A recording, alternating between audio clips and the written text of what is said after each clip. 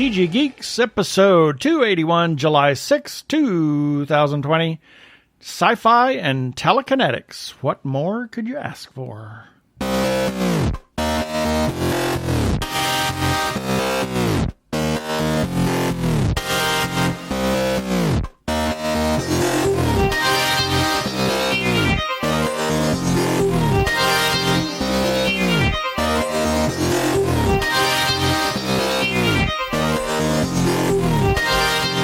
Hello and welcome to another webcast from tggeeks.com, where Ben and Keith, the Two Gay Geeks, talk about all aspects of geekdom and nerdery, sci-fi, comics, film, horror genre. You name it, we talk about it. I'm Keith Lane, and we're coming to you from TG Squared Studios in lovely, it's monsoon finally, Phoenix, Arizona. And I'm Ben Raggington, coming to you from... Yeah, monsoon, and it's a happy birthday to you, happy birthday to you, happy birthday, dear USA, happy birthday to you, because we're recording this on July 4th. Yeah. And we're here in Phoenix, Arizona. Yep. And let's get on with it. Prepare for hyperdrive. Meanwhile, in the Hall of Episodes, the Two Gay Geeks are discussing this. Well, in this episode, we have another author that we're talking to, Charle Freedom Long, where he's going to tell you his story and how he got into writing. And very interesting. He lives in upstate New York. And quite a circuitous route to writing. And it's very colorful. Yeah. Have our birthday shout outs, our featured Not a Podcast of the Week, and feedback. We got a lot of feedback this week, and a few shout outs. And in our second segment, we're going to talk about a TV show that we decided to pick back up and mainline after we saw it on its original run. And then we'll have our weekly recap and our shout outs and the end of the show. So stay with us. Here we go.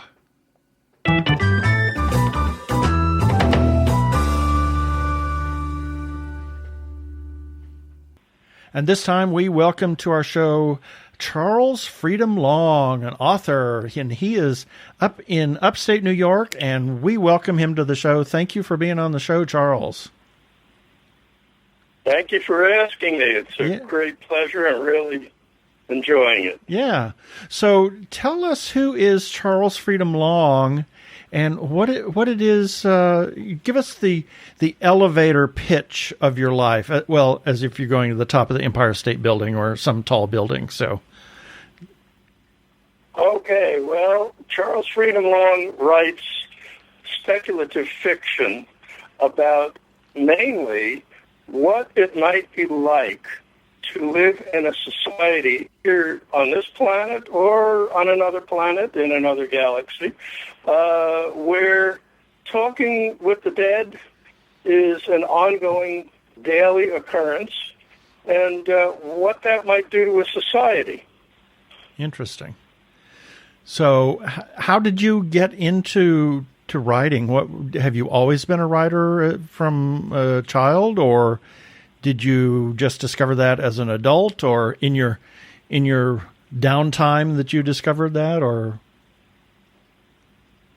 Well, I started actually writing poetry very early, and when I was in college, I was really trying hard to become a published author, and discovered a couple of things. One was I really couldn't write too well back then, and the other one was it's really hard to earn a living by writing.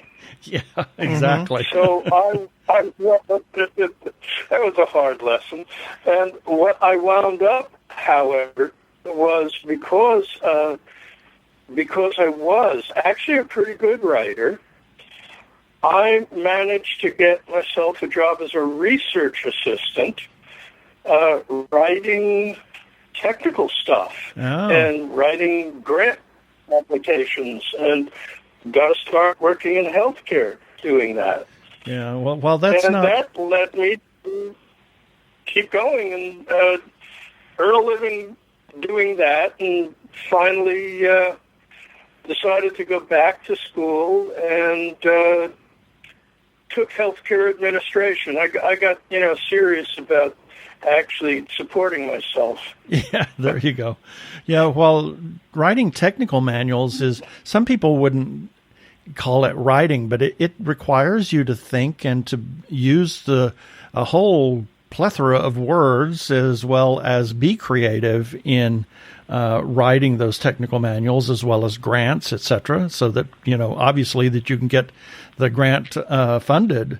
So it really is a great working ground for somebody that's an aspiring author to learn, to get in the habit of writing daily. Well, a friend of mine who's a science fiction writer, he worked at the Lawrence Livermore Lab as a technical writer while he was trying to get his initial books published. So I think that kind of says, it gives credibility to what you were doing about, honing your skills as a writer. There's no shame at all to be, at any time to have been a technical writer. No, nothing wrong with that at all. Yeah. No. And in fact, I spent 1 year working on Project Apollo as a technical writer. Really? And I liked, I like to call what I was doing translating from engineering into English. Yeah, there you go. That's what we did a lot of. Yeah, that needs to be done sometimes. You have a lot of. If people are going to understand what the engineers are saying, you have to put it into words that someone who's not a total techno geek will understand. Exactly. It's too bad that you didn't. That actually contributed, I think, to some of my writing now, because one of the things I've done is I've created 5 different alien languages. Wow. For my books. That's amazing. And I think my year of learning how to translate what the engineers were saying helped. Yeah. So when did you publish your first book, or what you would consider your first book? Not until I actually retired. Once I retired, I said, I really could. Right. Now I don't have to try to support myself doing it. Right. And that's a big plus. And now I can actually write what I want to write, as opposed to what some publisher is going to tell me they can sell. Naturally, you want to sell books, and I've been fortunate enough to sell a few, but it's more a question for me of I think I finally have something to say. I'm 76 years old at this point, and I've been around the block a couple of times, and I think I do have some things to say that people might be interested in hearing. Yeah. So 2015 was the first time I published a book, and that was after 4 years of writing and producing about 750 pages. Wow. Which, turned out to be, as a friend of mine said, you got 5 books here. Wow. Well, I've read some 750-page books. I mean, the John Adams biography was 729 pages. Yeah. So, but, yeah. they're kind of heavy. Yeah. So that was my first book, and I called it Dancing with the Dead, and it was more a scientific thriller about a young man who's he's a genius, and he's taken from his tribe in the Marat Mountains and trained to become a martyr for truth. Wow. And that translates into going to the moon, becoming an astrophysicist, and going to the moon and blowing it up. Blowing up the moon? Oh, my. Yeah, well, he's supposed to blow up the city, actually, on the moon, because that was an offense to the people who had taken him from his tribe. And if he didn't do it, they were going to kill everybody in his tribe. So he had a little pressure on him. But then he fell in love with just the wrong person, an alien, a Dr. Quenby, who is 7 feet tall. And he's a little 5.5 foot tall Arab. So, you have a little bit of a difference, but you know how opposites can attract. Oh, yeah. And suddenly he had a problem. He fell in love.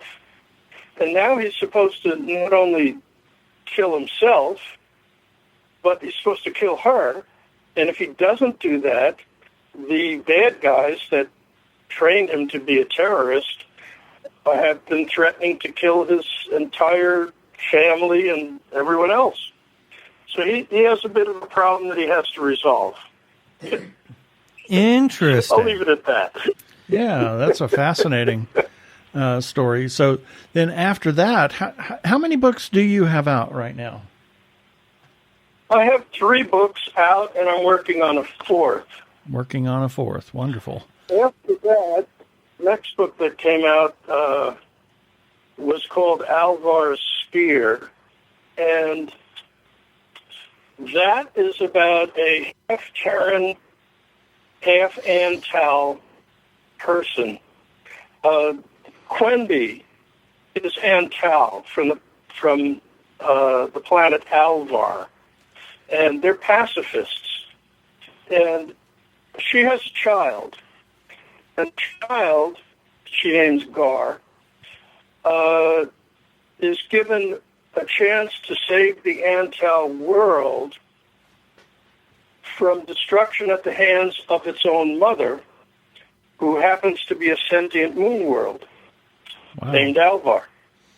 And the moon world is really upset that these mutant Antal have taken over the planet and are planning to turn it into a swamp. And she says, I'm not going to let that happen. I'm going to hurl myself into the gas giant that I orbit and explode and start all over again, unless you, Gar, agree to become my spear and hurl yourself into this thing and destroy them. Wow. So he has to become the planetary savior. And that means a trip into what's called the Wild, where everyone is afraid to go because there are giant snow wolves that will eat everyone, among other things.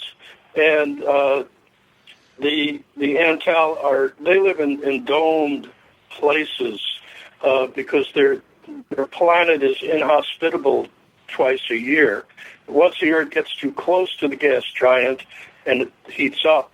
And once a year it gets too far from the gas giant and it totally freezes over and almost nothing can live except for snow wolves. They do rather well. And of course they eat anyone who manages to venture out of the hive. So he has to go out into the wild, and he meets up with the snow wolves, and they actually decide they're going to help him. Because if the planet is turned into a swamp, they're all going to cease to exist. So with the help of a pack of snow wolves, he takes on the task of becoming the planetary savior.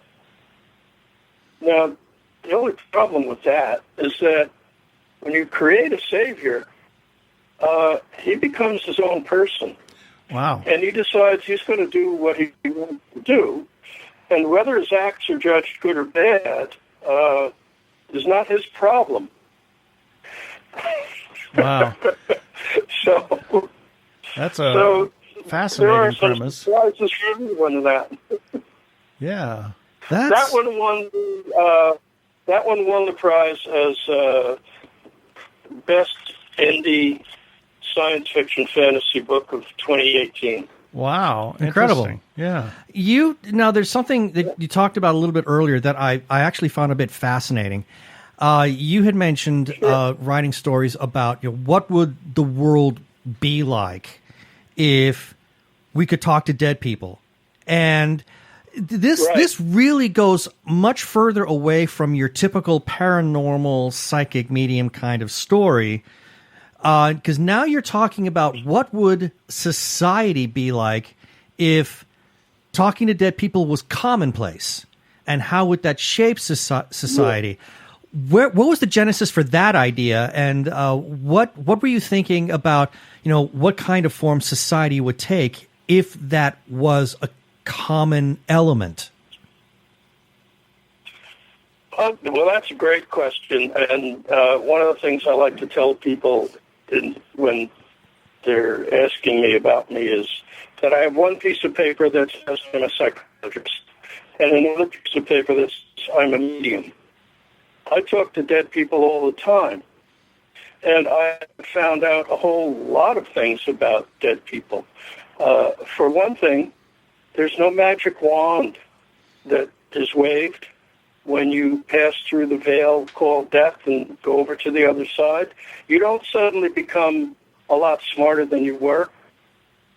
So that some people, yes, there is learning, and there's continuous learning and continuous ability and opportunity to improve, but there's also the ability to remain just as stupid as you ever were. Oh, dang. And That's to continue to go back from that side and continue to give people the same stupid advice you gave them before. Oh, hooray.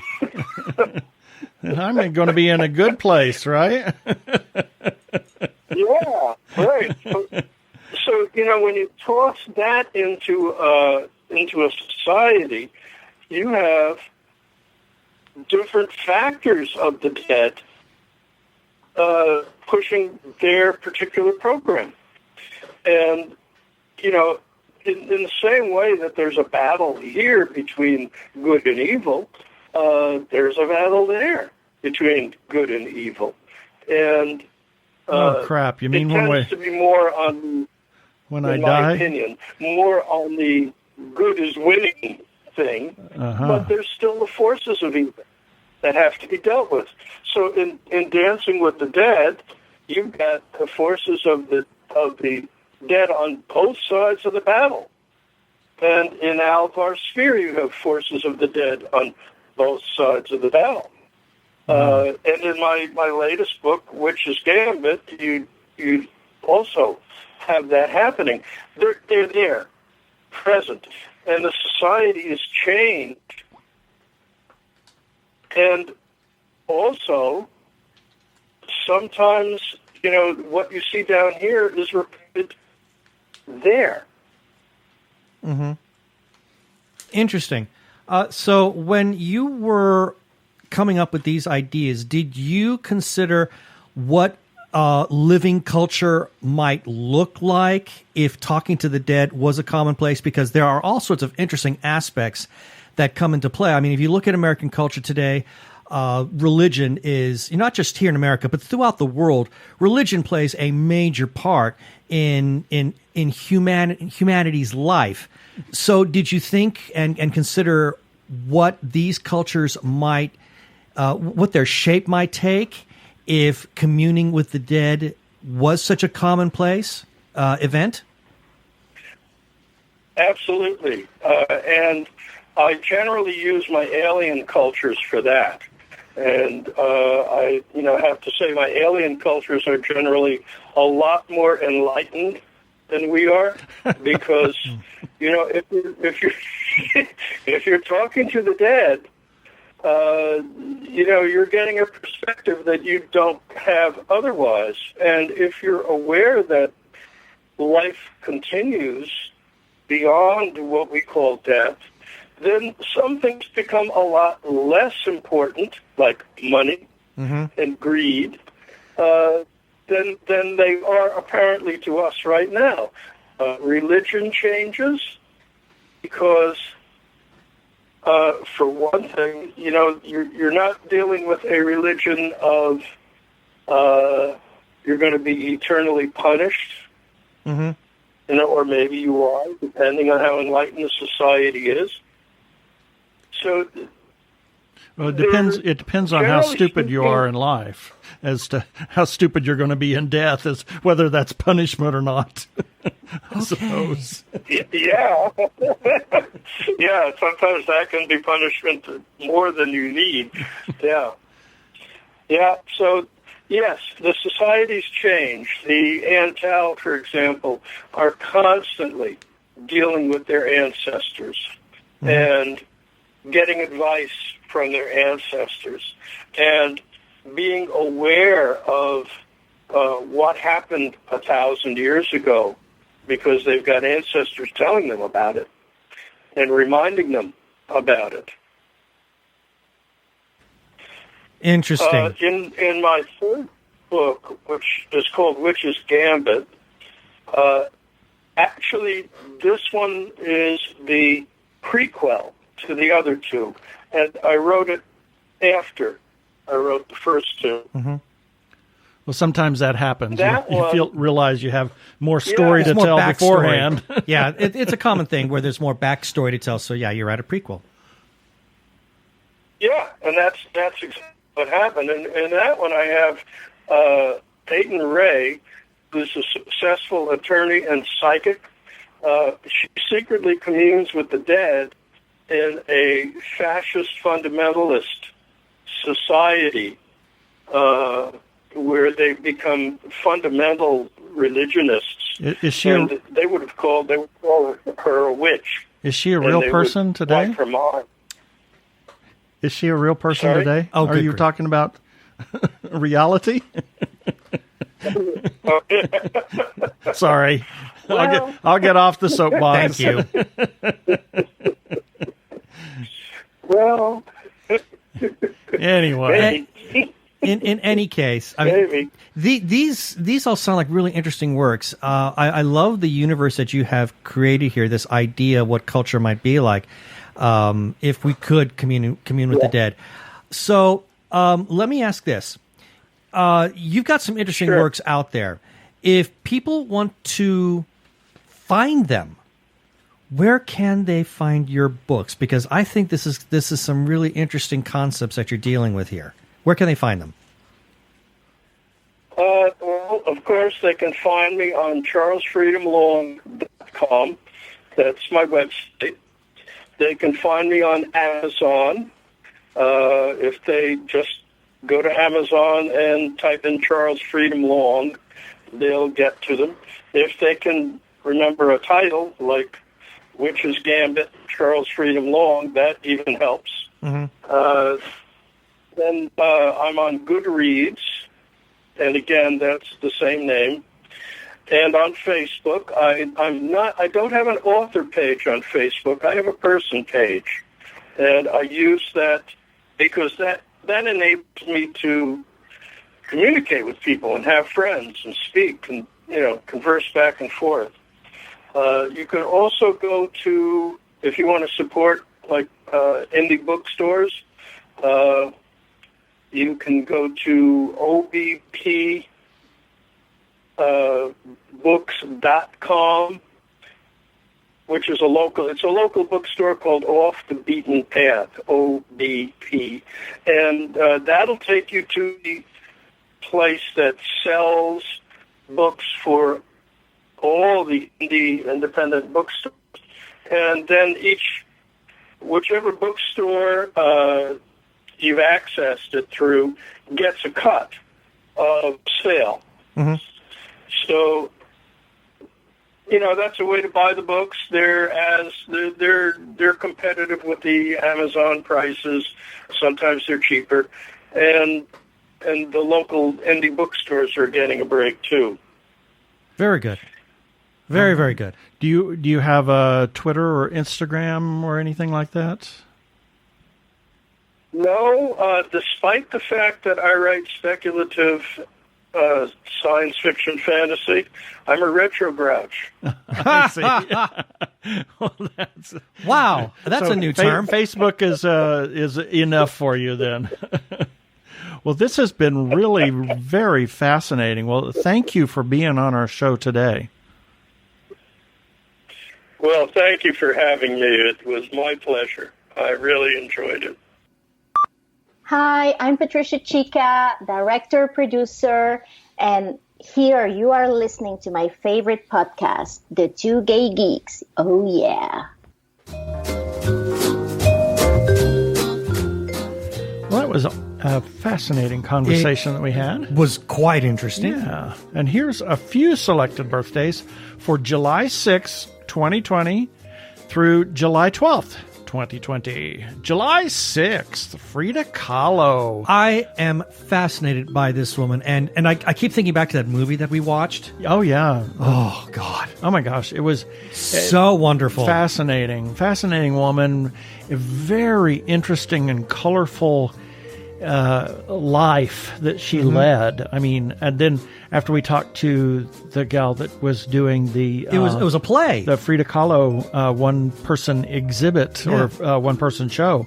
It was just learning more about Frida, and her history was really interesting. And she clearly redefined and established herself as a cultural icon. Oh, in terms yeah. of art, I mean, Exactly. she's immortalized now. yeah, she and her art have become iconic to Chicanos, the feminism movement, and the LGBTQ community. And I really like some of her art. Oh, it's beautiful. And I love the portrayal in Coco of Frida.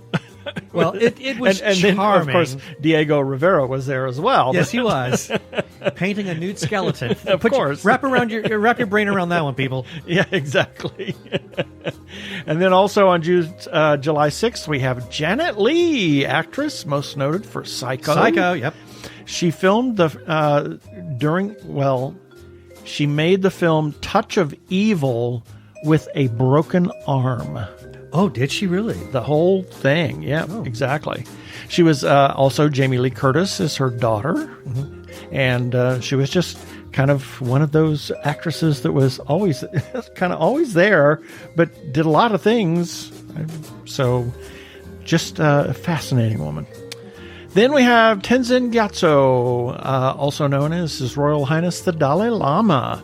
He is the 14th Dalai Lama and lives in Dharamsala in Egypt as a refugee from Tibet. It's a shame that he can't go back. Yep, he's been the Dalai Lama since 1940. If you can believe that. That's just amazing. Yep. And then we have actor Burt Ward. He's Robin of the Dynamic Duo. Yep. And he was the world's youngest professional skater at age 3 at one time. Oh, I didn't know that. Yeah. And he and his wife run a big dog rescue Yes. called Gentle Giants. Yes, they're very passionate about that. And again, we saw him not too recently in an episode of Flash, and he actually reprised the role of Dick Grayson. Holy crimson skies of death. Well, that was his line. It really was. Oh, dear. Anyway, yeah, it was, and we saw him At Phoenix Comic-Con, Phoenix along Comic-Con. with Adam West and Julie Newmar. Yeah, what exactly. I still Wow, that was one of the best panels we've ever seen. ever. I love that panel. I'm so glad we got to have seen that. too. And we were like right on the front row. Yeah, off to the side, but still, yeah, that was the media row. But Yep. oh man, what a treat! What a treat. Then we have Facebook friend Trent Zombie Slayer. That's his name, but he's a young man that we met through Horrible Imaginings, who comes all the time to Horrible Imaginings Film Festival. And then we have good friend of mine, Bill Hensley, that I've known since the first day of 5th grade. And cousin to Neil Halford. Cousin to Neil Halford, yes. July 7th, Richard Starkey. I think he's a beetle. I thought he was one of the Buggles. A buggle? A beetle. A buggle? Bugs. No. Beetle. Beetles. You know that the Buggles are like an all-women group. Well, who knows? Anyway. Okay. He was born slightly a few months before John Lennon was born. So as the last member to join the Beatles, he was the oldest And the youngest. Well, the youngest wow. Okay, I see what you're saying. Oldest member of the Beatles, but youngest Beatle to join as a Beatle. I know what you're saying. I'm trying to find a way to put that makes some kind of sense, but I find that I can't. Exactly. And we've seen him in concert. The Ringo Stars. His All-Star show. Gosh. That was so good.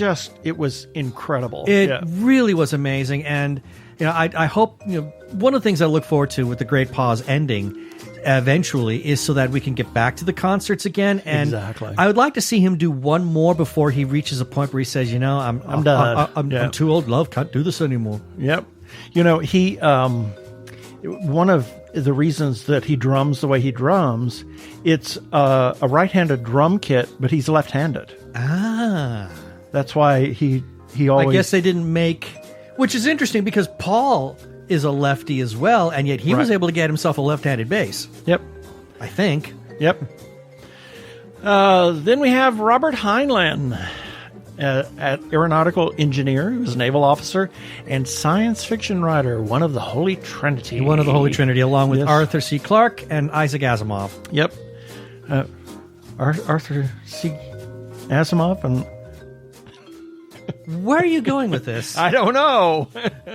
Anyway, David McCulloch, Arthur, he wrote the definitive biography of John Adams. Yes.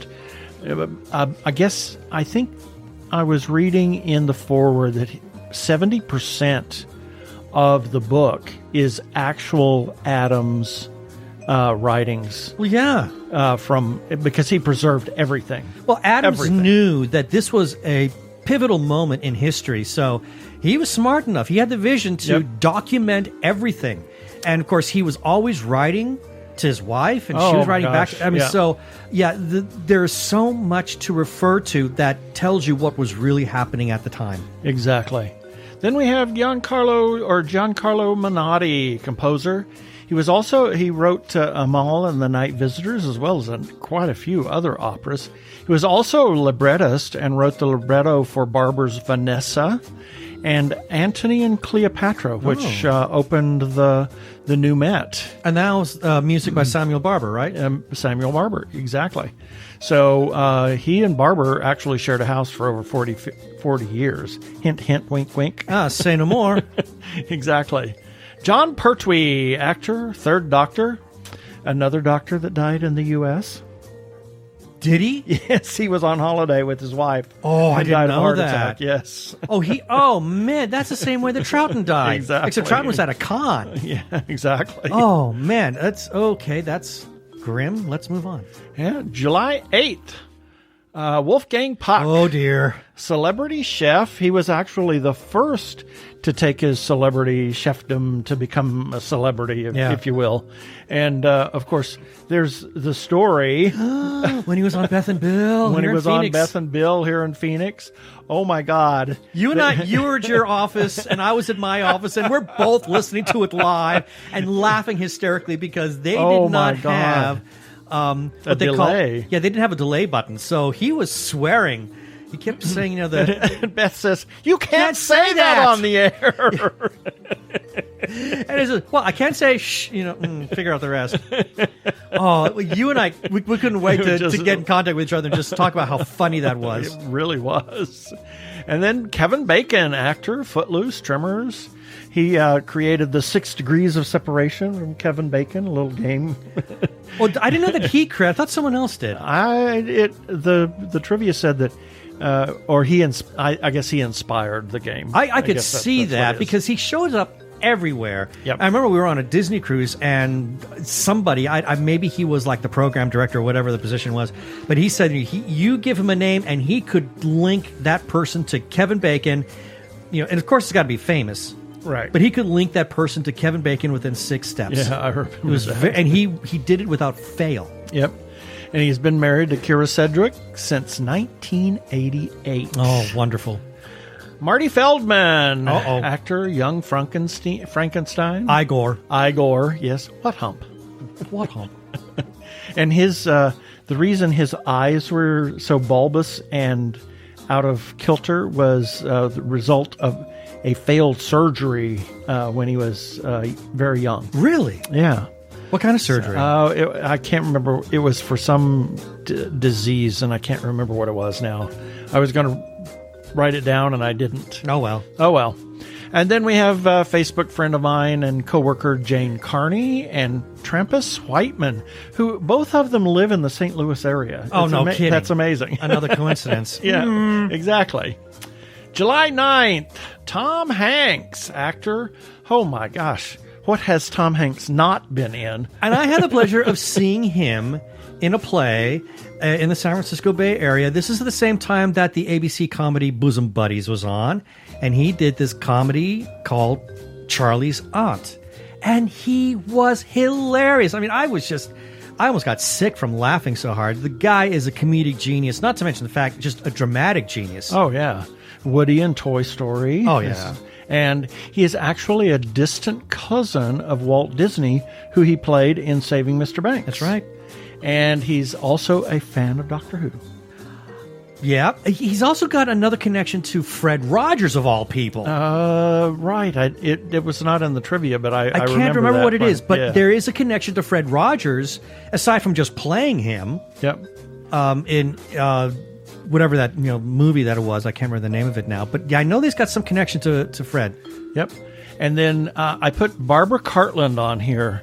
She was an author. She wrote best-selling author, and she wrote 19th century Victorian romance.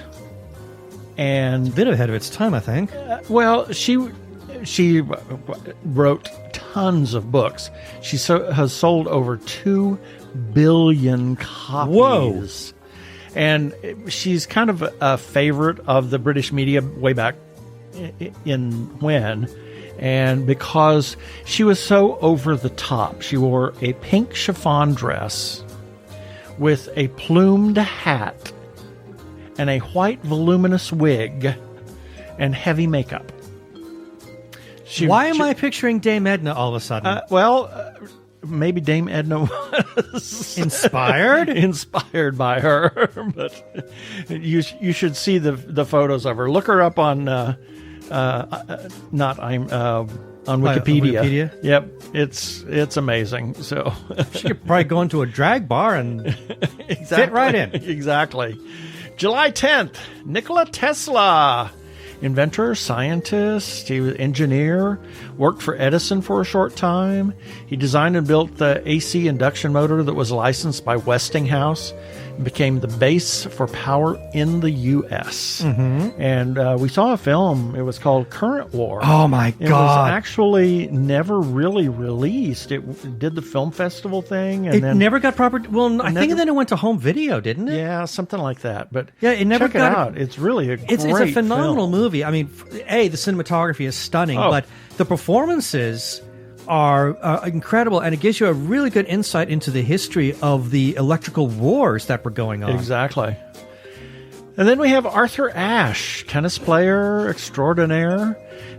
There's Arthur Ashe Boulevard in Richmond, Virginia, That's right. which we drove down. Mm-hmm. And then we have Arlo Guthrie. Oh, my.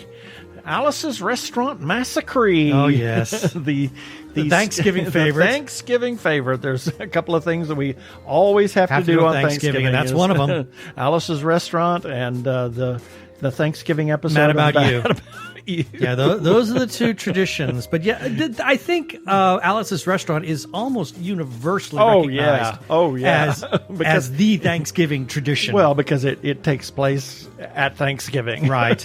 And it's hilariously funny. 18 minutes. Oh, my God. Of him just strumming the same thing, same 6 bars over and over and over again. He just does it over and over. And he gets out of sync once and he says...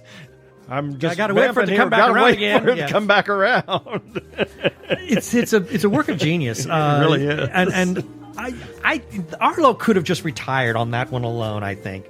I mean, he kept going, God bless him for that. But boy, Alice's Restaurant is, my word. I mean, there are no words. There's no way to describe that work. Yeah, he's also the son of Woody Guthrie. Well, yeah. So. And then we have Facebook friend Jennifer Dawn and Alan Malpas. And Alan was called Calling Adonis. Ah. Yeah, he was one of the dancers. So Okay. So they're really great dancer. July 11th, Robert the First, or Robert the Bruce, King of Scotland, 1306 to 1329. He led the First War of Scottish Independence and is revered as a national hero, or natural hero, in Scotland. Then we have E.B. White, author, wrote Stuart Little and Charlotte's Web. That's what I best remember him for. Co-author of The Elements of Style, which was a style handbook. So, and I remember reading Charlotte's Web. Lynn and I read it right about the same time. And oh my God. Get to the end, you start sobbing your eyes out. Both of us just boo-hooing. Yeah. So, and then, let's see, Tab Hunter, actor, Damn Yankees. Oh, yes. He came out in 2005 when his tell-all book was released. And he died 3 days short of his 87th birthday. What a shame. Yep. I mean, he lived a long life, and he lived a happy life. Yeah. I mean, even though his career kind of dried up at the end, he was still a very happy man. I mean, he was in a long-term relationship. Yeah, he died well, I should say. But oh my God, what a looker! Oh my God, he was such a good-looking man. And then we have Nikolai Gedda, opera singer. He was husband of Mirella Freni. And no, he wasn't. That's Nikolai Girov. Nikolai Girov is the Russian bass baritone. He was the husband to Mirella Freni. I thought Nikolai Gedda is a tenor. Oh well. Got that wrong. My bad. Sorry. July 12th, Oscar Hammerstein, composer. He, along with two other collaborators, Jerome Kern and Richard Rogers, are credited with creating the integrated musical style, where the songs furthered the plot and told us something about the characters instead of, as quoted in the trivia, being convenient, interruptions. Oh, yeah, that was... I talked to a lot of people who... One of the reasons why they hated both opera and musicals, because they felt that those stopped the action. The story would stop progressing from that point on. And I kept saying, not necessarily. Take a look at musicals, like Oklahoma, which is an American opera. Oh, yeah. Or Carousel, which is really an American opera. Right. And you're right. You can see how that helped right along with the dialogue. It did help push the plot and storyline further on. Exactly. And he actually wrote standing up at an antique bookkeeper's desk that was given to him by Jerome Kern. And the last song he wrote was Edelweiss for The Sound of Music for Theodor Bickel to sing, who was Austrian. That's why it was written. I didn't know That's why that song was written. And then we have George Eastman, entrepreneur. He established the Eastman Kodak Company and brought roll film to the masses. Was a huge philanthropist. The Eastman School of Music, Rochester's Institute of Technology, his home there is a museum. It's beautiful. I never got to go there. I went to Rochester many times. I remember you mentioning something about the museum being there. I thought you had a chance to see it. No, I never got there. Well, because I was always working until... never had the free time. Then it was closed. Bummer. So, and he was also several buildings of the MIT second campus and the Tuskegee University and several historically black colleges of the South. He gave lots of money to. And then we have John Petrucci. Oh, my God. Guitarist. You call it Gene, yes. The man is super genius. No joke. I really need to pull this out. I bought a DVD, an instructional DVD years ago, and I keep telling myself that one of these nights I'm going to actually pull it out and I'm going to break out my guitar and I'm actually going to start going through his exercises, because he demonstrated some techniques that made my eyes pop out, and I thought, if I applied those, I could improve my guitar playing more than tenfold. I really could. And I just never gotten around to it. And I really need to, because he really boiled it down, and it just made so much sense, some of the things that he was demonstrating on this video. Guy is just, he really is one of the best guitarists on the earth today, in my opinion. Yeah. Then we have Facebook friends J.R. Kyle and Kirsten Cinema, who happens to be our senator. She is. And that's it for the birthdays this time.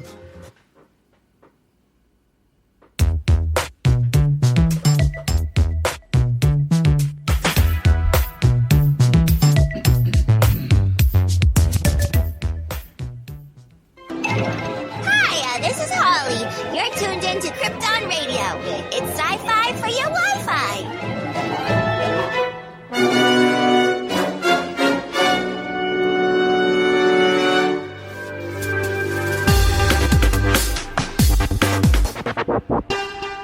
Go give a listen to our friends over at Krypton Radio. And if you're listening to Krypton Radio, thanks for listening here. Mm-hmm. They are a 24-hour geeky internet radio station. We are featured there on Tuesdays at 3 a.m. and 3 p.m. Pacific time.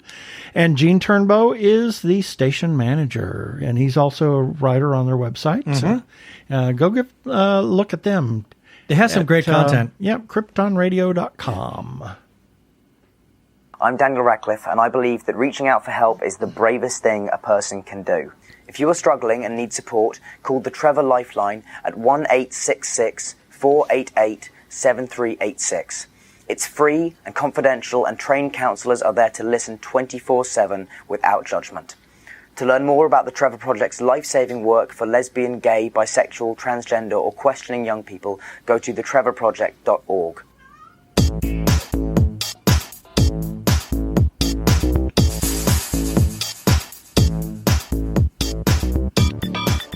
I don't know if anybody heard the cat in the background. Yes, the cat he's wanting attention today. Yes, he got into the studio. Anyway, it's our feedback time. So, starting off with, and this is an article that we shared on Facebook. We did not run this on our website, but we did run this on our Facebook page. And I should add that all of these links will appear in the notes for this episode at tggeeks.com. Starting with new series Star Trek Strange New Worlds will be a Star Trek Discovery spinoff. We got further feedback, first from Alice Harper, old friend of ours. She says this will likely be an improvement over the Michael Burnham show.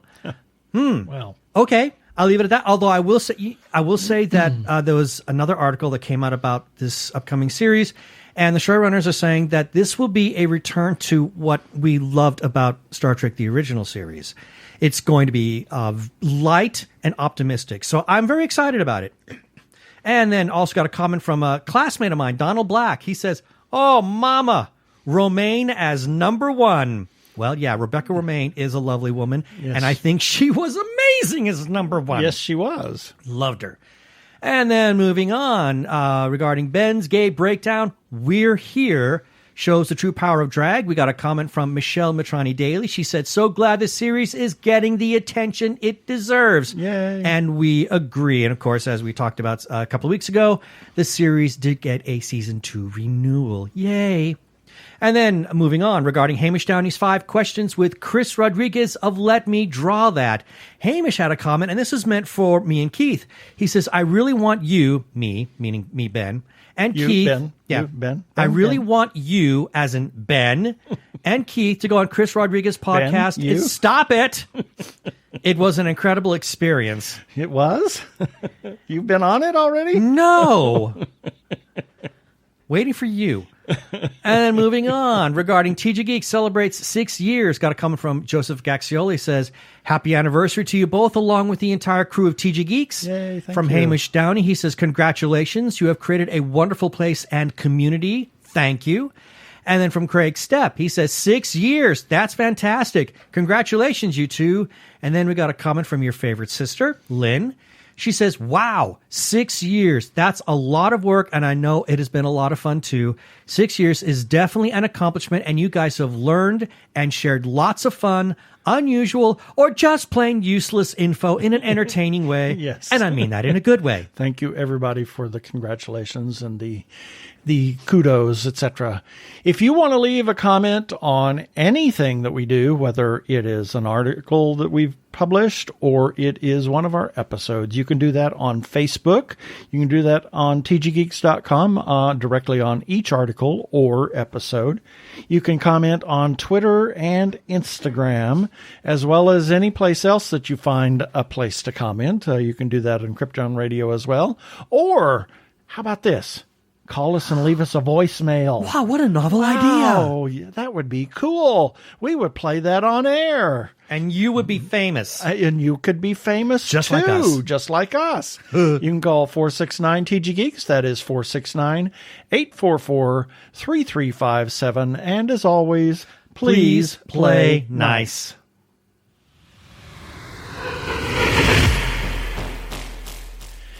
Well, as everybody knows, we are huge supporters of independent creators, whether they are filmmakers, comic books artists, writers, or others.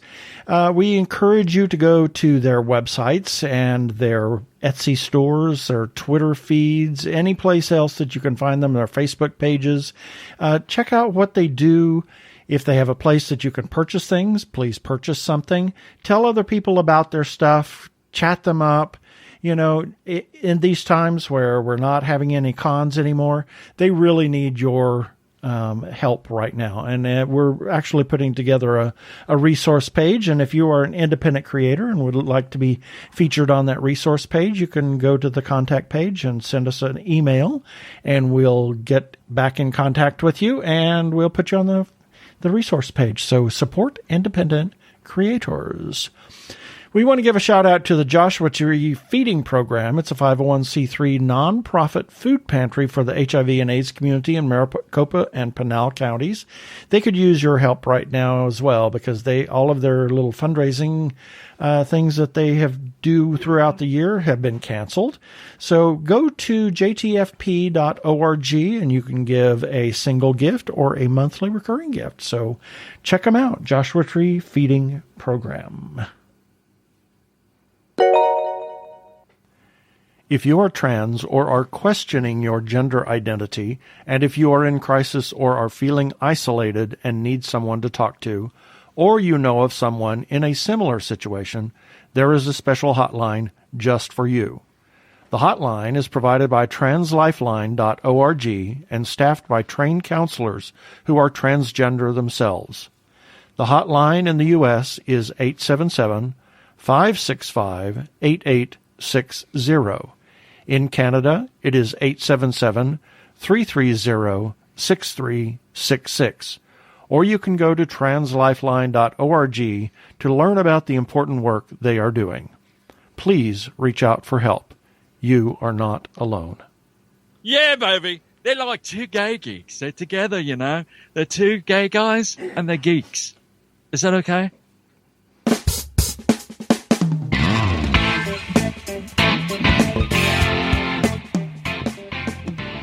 Well, we do have a few minutes. We really got to talk about the show that we've been watching again. We found it on Amazon Prime. And, it was like $3.99 for the whole series. Actually, well, I don't know, but I think it might be available on the CW Seed, which we have, for free. Well, I bought it anyway, so it's, I mean, it's $3.99, but I mean, it's pretty. That's pretty expensive. $3.99 for the whole season, or $1.99 an episode. Yeah, by do the math. By Grabthar's hammer. What a savings! Exactly. The show is forever. Yes, with Johan Gruffed, and as well as the whole cast is absolutely incredible. Mm-hmm. I just loved that show. And premise is. It is a gentleman who, in the 1700s, was during the slave trade, was killed, but he came back to life and stopped aging. And he stopped aging, and every time he's killed, he resurfaces in the water and naked, And he has a son who is actually older than him. Well, older in age looks. It was a baby when he and his Yeah. wife during World War II adopted him. Yep. And then he is a medical examiner in New York City for the 11th Precinct. A pathologist. And he, well, the medical examiner. Yeah, okay. Yeah. And he has a staff person, Lucas. who is just- Lucas the doofus. oh my God! But such he a is lovable guy. such a goofball. But Yeah. he is He's a really good guy. He's really lovable. Yeah, exactly. And I think one of my favorites things is that he says Lucas takes. And he spits off some number of minutes that he says, and that's time to read 2 comic books. And Lucas says graphic novels. Yes. Yeah, Lucas is like the nerd. Oh God, He's such a geek. he is. And I think it's one of the reasons why we're so enchanted by him. Yeah, and then there's the 2 detectives. One, the primary detective that he works with, Joe Martinez. and then the lieutenant of the oh my God, I love her.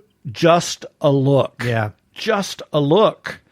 She is incredible. And Yeah. then there's some other characters that are secondary cast characters, but The show is amazing. What I love about it is that we were first introduced to this idea of an immortal person in the series New Amsterdam. And I remember hearing about it on the Frank DeCaro show.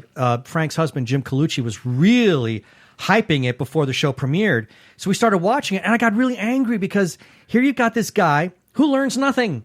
Yep. I mean, he's been around since the days of the American Revolution, and he has learned nothing. He's an idiot. He was an idiot back then and is an idiot now. So now we get Forever.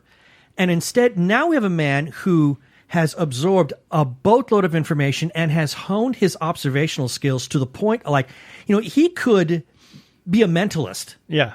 And put on a really great show Yep. simply by his powers of observation. And it's amazing to see how much the man is street smart. But what I like that counters it so much is the son, who as an adult is played by Judd Hirsch, who, while he may not have the street intelligence, he's got the wisdom. Right. I mean, the two of them together, when they put their brains together, my goodness, the things that they're able to deduce and come to and conclude are incredible to watch. The cast is fantastic. The show has whimsy and some intense drama. I love this show so much. It is an amazing series. Yeah, I really liked it. And some of the sidelong looks that he gets when he says, well, this and this and this about this thing, from the 1820s or whatever. And then they all look at him. It's like, how do you know this? Yeah. Or later on in the series, the character, oh God, what's his character's name? I can't remember all of a sudden. Henry? Henry, thank you. Dr. Henry Morgan. Yeah, Henry will do that in front of the police, and there's some newcomer who's there, and he says, is he always like that? Oh, just wait. Just wait. Just wait for the show. Exactly. Anyway. Because he becomes so terribly eccentric in the course of his observations as well. But my goodness, the number of cold cases they've been able to solve. Oh, yeah. And because things of him. that were not initially considered as murders turn out to be murders. So it's a great show. You should check it out on Amazon. Yeah, or it's last I checked, it is CW CW Seed, but you can find it on Amazon for $3.99. with Johan Grufford. Yeah. So he's great. So check it out. We liked it. It's alongside Elementary. Yeah. And, those really interesting mystery type shows. We've really enjoyed this show. It's a shame it did not get the second season renewal, because I think there would have been some great stories to come out of that. Exactly.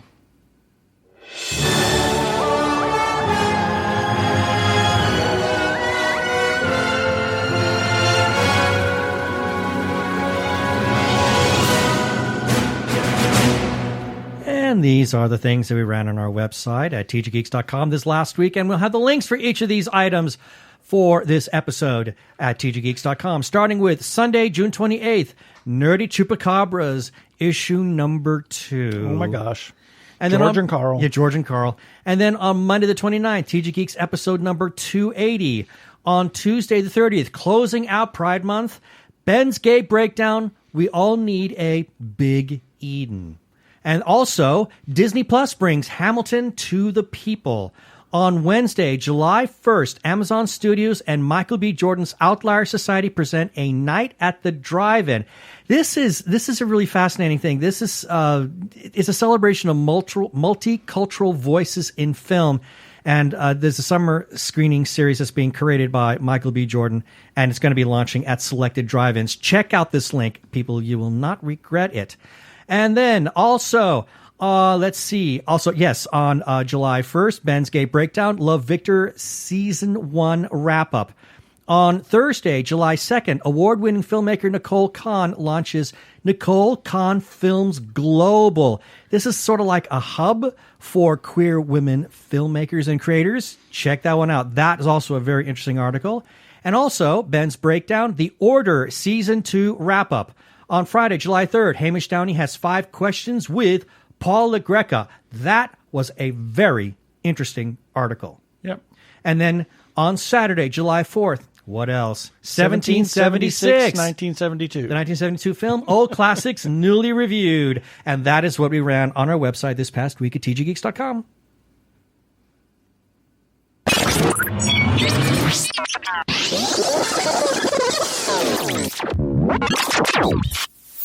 Have some shout-outs that we need to make. First, to the Arkle Times Post-Dispatch News. For republishing our content from time to time, it is put up by the human Arkle, Brian Weber.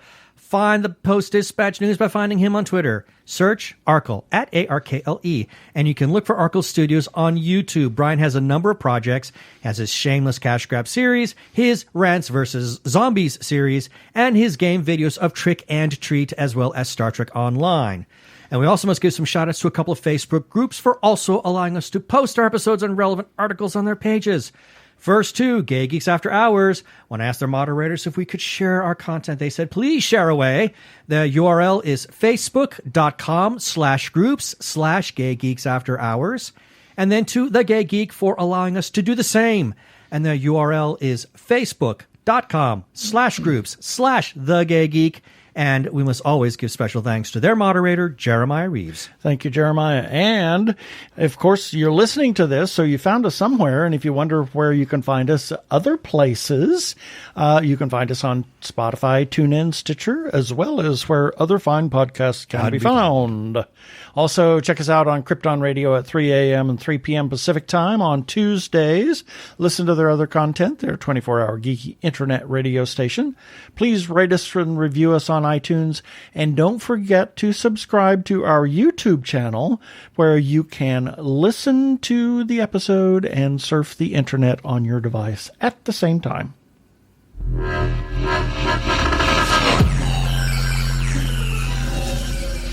Okay, that should do it for this episode of TG Geeks Webcast. Be sure to check out the article for this webcast episode. We're going to have several links on the page of things we talked about. And remember, you can comment on our Facebook page or our website, tggeeks.com. Or you can leave us a voicemail at 469-TG-GEEKS. That is 469-844-3357. From TG Squared Studios, I'm Keith Lane. Thanks for listening. Please be kind to yourself and those around you. Stay home, stay safe, stay sane. Peace. Cheers.